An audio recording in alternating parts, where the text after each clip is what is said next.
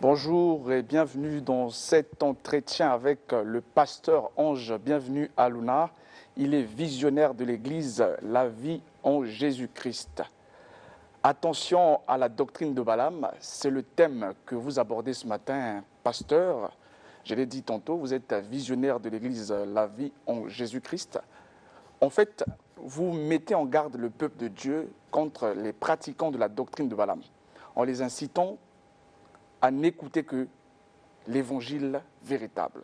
Première question, qui est Balaam et c'est quoi concrètement sa doctrine? Merci. J'aimerais d'abord, avant de répondre à votre question, qu'est-ce qu'on entend d'abord par une doctrine? En latin, doctrina, ça veut tout simplement veut dire un enseignement. Et parler de la doctrine d'une manière générale, c'est un ensemble des enseignements de base sur lesquels s'appuie un système ou une foi. Alors, vous venez d'énumérer, ce n'est pas moi qui le dis, mais c'est la parole de Dieu, c'est le Seigneur. Nous sommes dans Apocalypse 2, le 14e verset. Et nous avons ici la lettre de notre Seigneur. Et que nous dit la Bible? La Bible nous parle dans 1 Timothée 4, le premier verset, que dans les derniers temps, beaucoup de gens abandonneront la foi pour s'attacher à des esprits séducteurs et à des doctrines de démons.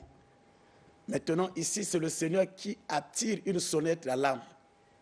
Et il parle, il dit, voici ce que dit celui qui a l'épée aiguë à deux tranchants. Donc, quand on parle de l'épée, ça symbolise le jugement. C'est Dieu, le Seigneur, qui donne la lettre. Quelle est cette lettre? Écoute ce que nous dit la Bible. Apocalypse 2, 14. Ce que j'ai contre toi, l'Église d'aujourd'hui, ce que j'ai contre toi, tu as là des personnes attachées à la doctrine de Balaam. Donc, si ce que j'ai contre toi, l'Église, moi qui suis le pasteur Ange, et j'ai avec moi le peuple de Dieu, et il s'adresse également à l'Église corps de Christ aujourd'hui. Ce que j'ai contre toi, l'Église corps de Christ, si je peux aller un peu dans la profondeur, mais il y a parmi vous et les gens qui sont attachés à la doctrine de Balaam. Donc, c'est la parole du Seigneur qui alerte et le Seigneur qui prévient son peuple des conséquences qui les suivent et qui vont les poursuivre. Alors, à la question de savoir c'est quoi la doctrine de Balaam, qui est Balaam? Justement. Ok. Quand on parle de Balaam, Balaam c'est le fils de Béor. Balaam fut un devin célèbre. Un devin célèbre. Et selon Nombre 22, et Balaam fut mandaté par ce devin, ce faux prophète, mandaté par le roi moabite, appelé Balak. Alors, quelle est la mission que le roi moabite a voulu atteindre? Il a voulu atteindre le peuple d'Israël. Mais il a utilisé Balaam, ce devin, afin que le peuple soit maudit. Et que nous dit la Bible? La Bible est claire. Alors, Balaam avait pour mission de maudire Israël. Et en lui poussant dans la vie du péché, en lui poussant vers la compromission. Alors, donc, d'une manière générale, si il s'agit de parler de Balaam, voilà un peu l'image de ce faux prophète, l'image de ce devin qui avait reçu la mission de combattre le peuple de Dieu, de le maudire. Et il faut même relever à quel moment s'est passée cette situation. Le peuple arrivait déjà à la terre promise. Donc, quand le peuple a voulu, avant qu'il puisse atteindre la terre promise, et c'est ça l'opération, c'est le moment où l'opération a eu lieu. C'est monsieur le journaliste Reich, bientôt sa bénédiction va s'accomplir. Bientôt, vous allez rentrer en possession de votre promesse. C'est là où agit l'esprit de Balaam. Et nous sommes au temps de la fin. Bientôt, le Seigneur sera de retour. C'est là où agit l'esprit de Balaam. Et sa doctrine, c'est-à-dire son enseignement objectif, c'est pour ne pas que quiconque ne puisse pas atteindre l'objectif à sa terre promise et recevoir de Dieu une récompense donnée. Vous venez de dire que l'enseignement de Balaam arrive dans cette période où nous sommes au temps de la fin. Justement, si nous considérons que nous sommes à la fin des temps, puisque Jésus-Christ revient bientôt, les temps que nous vivons peut être reconsidérés comme le temps de Balaam. Alors, pourquoi s'inquiéter quand Dieu lui-même avait déjà dit que pendant les derniers temps, il y aura de ces gens qui pratiqueront justement cette doctrine de Balaam? Oui, mais Dieu a donné une alerte. C'est une prophétie. Pendant les derniers temps, et il va y avoir des faux enseignants. Point de besoin de s'inquiéter aujourd'hui, puisqu'on le sait déjà. On le sait, mais nous avons besoin du réveil. La parole de Dieu, quand le moment est venu, nous sommes en train de passer ce moment, alors c'est aux disciples du Seigneur, c'est aux ministres de Dieu, c'est à ses serviteurs, aux évangélistes, aux ministres de Dieu, en bref, de donner la lettre à ce peuple. Attention, les moments que nous passons sont les moments les plus dangereux. Et ne sommes parce que la Bible nous demande de veiller. Et quand la Bible parle de veiller, mais c'est que Dieu sait que pendant ces moments, il y a des gens qui vont se faire embarquer par cette doctrine et ces enseignements qui vont les plonger dans ce sommeil. Et c'est maintenant à travers les alertes que ces personnes vont se réveiller et d'être dans l'état de veille afin de ne pas être surpris par l'avènement de notre vie. Vous les réveillez justement, ces gens qui sont endormis par la doctrine de Balaam, mais ils ne savent pas lesquels qui pratiquent cette doctrine. Ok, je vais répondre ça en bref. C'est quoi la doctrine de Balaam? Oui. C'est une occasion, merci beaucoup. En fait, la doctrine de Balaam, c'est une doctrine de mélange. Et quand on parle de la doctrine de mélange, un enseignement de mélange. Je suis chrétien, bon, il m'est autorisé en tant que chrétien de marcher dans la vie de copinage, c'est autorisé, et qui n'a pas de péché. Quiconque qui te dirait que tu n'as pas de péché, la Bible dit. Donc, on a des théories où et le chrétien tel qu'il est, dans la vie de la débauche sexuelle, il n'y a pas de problème. Dieu ne voit pas ça, mais Dieu voit le cœur. Et voilà. Alors, je suis chrétien, tu es chrétien, écoutez, on peut être chrétien, rosicrucien. La Rose-Croix, c'est une école. La Rose-Croix, ça n'a rien à voir avec la magie, mais c'est animé par quel esprit? Et nous entendons, et oui, on peut être dans des loges, on peut être franc-maçon, il n'y a pas de problème. Et on se retrouve, le chrétien, dans les loges. Un pasteur peut être sorcier, il n'y a pas de problème. Et ce mélange-là, c'est le danger de l'Église. Alors, la Bible est claire que nul ne peut servir deux maîtres à la fois. Donc, il est interdit parce que le Dieu, c'est un Dieu de la sainteté. Le Dieu, c'est un Dieu de la pureté. Et lorsqu'on enlève à Dieu la pureté, la sainteté, Dieu n'est plus Dieu.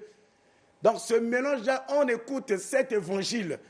Et M. Rech, en tant que chrétien, il peut se retrouver avec 3-4 femmes et Dieu ne voit pas ça. Et il y a la compromission. Alors, voilà qu'est-ce qui s'est passé avec Balaam, par exemple. Balaam, suite au conseil de Balaam au roi Moabite, les Moabites ont su utiliser leur séduction et leur attirance sexuelle pour détourner Israël du vrai chemin. Parce qu'ils savent que c'est un peuple béni. C'est un peuple où la gloire de Dieu les accompagne. Bon, on ne peut pas les toucher. Que faut-il faire? Il faut qu'il y ait un mélange. Parce que lorsqu'il y a mélange, la solution perd la saveur. La solution, le contenu ne garde plus son état normal. Alors, Voilà comment le peuple d'Israël a été détourné de son vrai chemin à cause de ce mélange.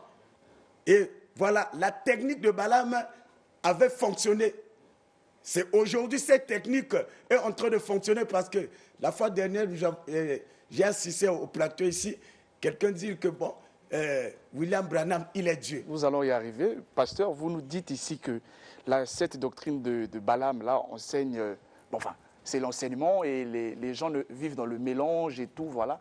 Mais c'est vous, les hommes de Dieu. Là, vous énumérez les caractéristiques de la doctrine de Balaam, mais c'est vous, les hommes de Dieu, qui les pratiquent de l'Église. Et lorsque vous venez prier, vous venez prêcher à l'Église, vous dites aux fidèles qui vous suivent qu'il ne faut pas suivre ce que l'homme de Dieu fait, mais il faut écouter plutôt la parole de Dieu.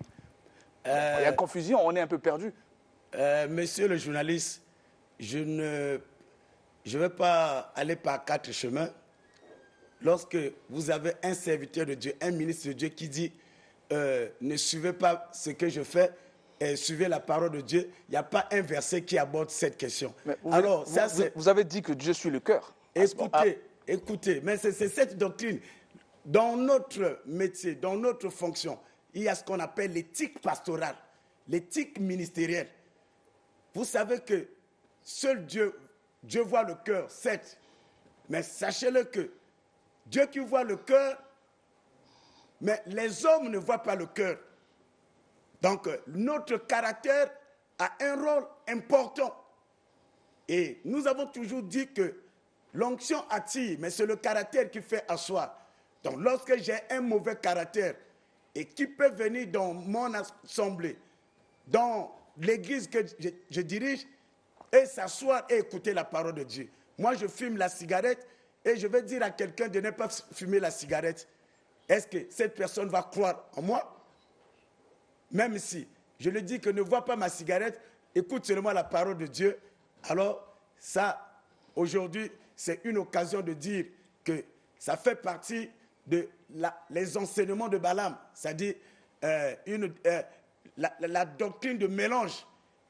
Vous savez que, en continuant avec cette même idée, cette doctrine consiste à fusionner le peuple de Dieu avec le peuple voisin.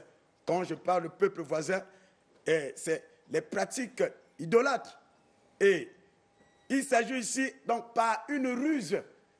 Par une ruse, je vous dis, monsieur le journaliste, aujourd'hui, nous sommes dans le monde qui nous entoure est entraîné à certaines pratiques qui s'opposent au vrai christianisme. C'est-à-dire, nous avons la tolérance aujourd'hui. Nous avons la liberté aujourd'hui de l'expression.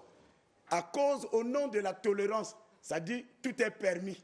Pasteur, nous tendons aussi déjà vers la fin de notre entretien. Quand même une contribution de quelqu'un qui nous a écrit ici, qui dit que la doctrine de Balaam, c'est celle de servir Dieu pour les besoins personnels et charnels.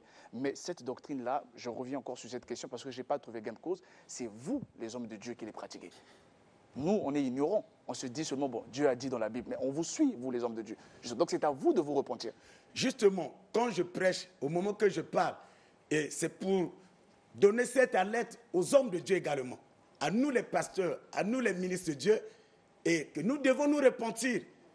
Parce que quand Jésus dit qui parle, c'est celui qui a l'épée, double tranchant, donc c'est une alerte d'avertissement. Donc justement, je ne me cache pas, c'est nous les pasteurs, nous les hommes de Dieu, et nous avons entraîné l'Église. J'ai su le dire ici, quelqu'un qui dit que William Branham est Dieu. Quelqu'un dit, il y a un prophète, Kakou Philippe, pour dire que c'est lui le vrai prophète, le salut est au nom de Kakou Philippe. Mais ce sont les serviteurs de Dieu. Ça dit, on doit se repentir. Donc sinon, ça, c'est la pratique de Balaam. C'est la pratique de Balaam. Ah, comment ça? Mais pourquoi pas, puisque ces enseignements vont à l'encontre de la saine doctrine laissée par les apôtres. L'apôtre Hervé Andaï qui vous suit, certainement il va vouloir rebondir. Il dit que... Rebondir, c'est la parole de Dieu. C'est-à-dire, la Bible est que celui qui va vous emmener un autre. C'est-à-dire, l'évangile qui est contraire laissé par les apôtres, la Bible dit que vous devez le déclarer anathème. Donc, voilà cette doctrine. Donc, je disais, c'est au nom de cette tolérance ou au nom de cette liberté, oui, tout est permis. Mais alors, tout n'est pas utile. Au nom de cette liberté, écoute ce que nous dit 1 Corinthiens 8, 9. La Bible nous dit quoi? Et prenez garde toutefois que votre liberté ne devienne pas une pierre d'achoppement pour les faibles. Et la Bible continue dans Galates 5, verset 13. Frères, vous avez été appelés à la liberté, mais seulement ne faites pas de cette liberté un prétexte de vivre selon la chair. Donc la liberté est là. Mais attention, même si c'est le temps de la grâce est trompeuse. La doctrine de Balaam, elle est là, elle a visité déjà l'Église. L'Église se retrouve dans cette doctrine. Il y a un mélange total. Et voilà le danger que ce matin, Dieu a fait la grâce que je sois la première personne à intervenir. C'est une alerte que je donne à l'Église corps de Christ aujourd'hui, au peuple de Dieu qui me suit. Merci, pasteur. Nous sommes à la fin. J'avais quand même une dernière question, vraiment une dernière à vous poser. Parmi les caractéristiques de Balaam, c'est aussi l'honneur de vous, les pasteurs. On vous voit ici, vous venez souvent avec des gens, vous avez l'honneur tout autour de vous. Donc, vous pratiquez la doctrine de Balaam.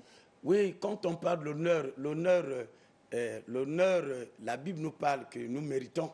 Mais se promener avec les gens, ça ne veut pas dire que c'est un problème d'honneur. Merci. Et lorsque nous venons, c'est peut-être nous sortons d'une veillée de prière. Merci et beaucoup. après, ainsi de suite, il n'y a pas de problème. Merci beaucoup. Et je tiens à vous dire qu'on a des gardiens spirituels. Par exemple, les anges aiment physiquement. Ça, c'est les gardiens physiques. Non, pas. C'est un exemple que je prends. Nous, les pasteurs, il y a des moments où on a connu les pasteurs qui ont été tués parce que un malade appelle, il est surpris par des gens qui l'attaquent, ainsi de suite. Merci, pasteur. On salue les bien-aimés qui sont avec vous. Ils sont derrière la caméra là-bas. Rapidement, vous pouvez nous rappeler l'adresse de l'église? Ok, d'abord, je suis au 00242 663 71 52. 00242 663 71 52. Avec ce numéro, c'est possible de m'écrire dans mon WhatsApp et dans Facebook également. Et vous pouvez cliquer l'église La Vie en Jésus-Christ, vous allez avoir les coordonnées de l'église. Alors l'église se situe au quartier de Vala. Le quartier de Vala, c'est le quartier général appelé le quartier général à Douai. Lorsque nous arrivons sur Viaduc, en quittant le stade Nicole-Oba, en allongeant Viaduc vers Kintélé, tout juste là où se mettent les policiers. Et en dépassant les policiers au moins à 100 mètres, vous allez voir une pancarte là où on écrit l'église La Vie en Jésus-Christ et vous allez percevoir là où se trouve l'église. Merci, pasteur. Prenez garde car la doctrine de Balaam est déjà là. Merci à vous de nous avoir édifiés. Studio 210, ça continue. Tout juste après, c'est le journal des religions.